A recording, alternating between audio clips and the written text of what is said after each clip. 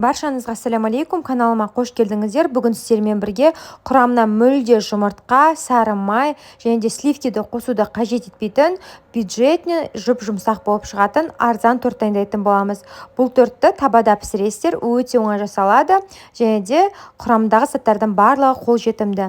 Міндетті түрде видеоны соңына дейін қарап, каналыма тіркеліп жанындағы қоңырауша белгісін басуды ұмытпаңыздар. Ең бірінші қаймағымызды саламыз, үстіне қантымызды салып, жақсылап тұрып екі қоспамызды араластырып аламыз.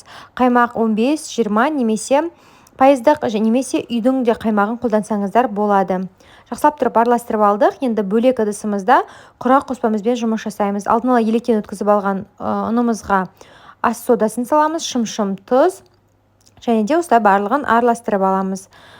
Толықтай құрақ қоспамызды араластырамыз. Енді біз осы құрақ қоспамызды массамызға, яғни сұйықтығымызға сала отырып, үстіп міне араластырып аламыз. Бір жолдан барлығын құрақ қоспаны салмайсыздар, аз-аз мөлшерден сала отырып, міндетті түрде осылайынан араластырып отыру керек. Барлығын салсаңыздар, бізде қамырымыз қатты болып қалуы мүмкін. Осылайынан міне қамыры елеп алдық, одан кейін үстелдің үстіне қойып елесеңіздер болады. Қатты көп құрағын сеппеңіздер және де өте аз да болмауы керек. Яғни қолымызға жабыспайтын осындай міне песочный қамыр пайда болуы тиіс. Енді мен осы қамырымның барлық дөңгелек шар тәріздес етіп алдым. 7 бөлік шықты. Әр бөлігі менде 90 граммнан шықты. 90-91 граммнан шамамен жасап алсаңыздар болады. Енді қазір біз осы қамырымызды жаюға кірісеміз. Астына аздаған құрағын себесіздер. Оқтаудың көмегімен жіңішке болғанға дейін, жұқа болғанға дейін жайып аласыздар. Аз-аздан осылай құрағын сеуіп отырсаңыздар болады. Сол кезде астыңғы жақ бөлігіне жабыспайды. Біз қамырды жайған кезде дөп-дөңгелек қылуымыз міндетті емес. Осылайынан міне үлкендеу форма жасап, табамызға немесе блинді пісіретін табаға істесеңіздер, біркелкі асты барлығы толықтай жақсы піседі. Солай да пісіріп алсаңыздар болады.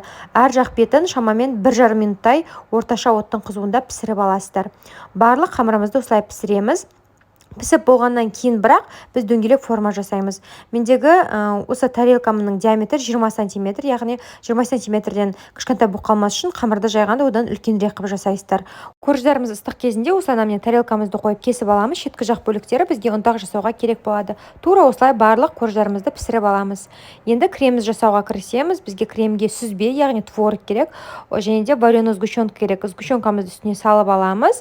Енді қазір біз осы екі қоспамызды блендермен жақсылап тұрып езіп аламыз.